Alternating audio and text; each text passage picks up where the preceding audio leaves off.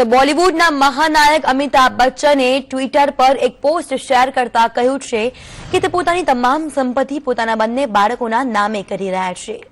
અમિતાભે લખ્યું છે કે મારી મોત પછી મારી પાછળ જે કંઈ પણ બચશે તે મારી દીકરી અને દીકરામાં સરખા ભાગે વહેંચાશે।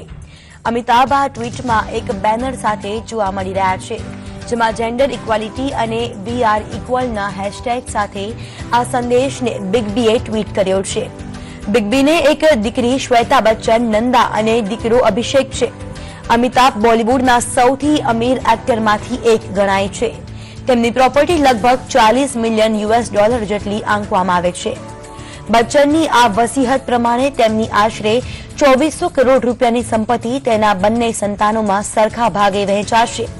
બચ્ચન દર વર્ષે 1 અબજની કમાણી કરે છે, તો ફોર્બ્સ લિસ્ટમાં બચ્ચન 18માં સૌથી વધુ કમાણી કરતા એક્ટર છે। મુંબઈના જુહુ વિસ્તારમાં બચ્ચનના પ્રતીક્ષા, જલસા અને જનક નામના 3 બંગલોઝ છે, જેમાંથી પ્રતીક્ષાની કિંમત આશરે 75 કરોડ છે, તો જલસાની કિંમત 160 કરોડ કરતા પણ વધારે છે। આ સાથે તેમની ડઝન કરતા પણ વધારે કાર્સ છે, જે પણ તેમના સંતાનો વચ્ચે સરખા ભાગે વહેંચવામાં આવશે। આ કાર્સના કાફલામાં Rolls Royce, Lamborghini, BMW, Bentley, constantly GT, Porsche, Cayenne S વગેરે સામેલ છે।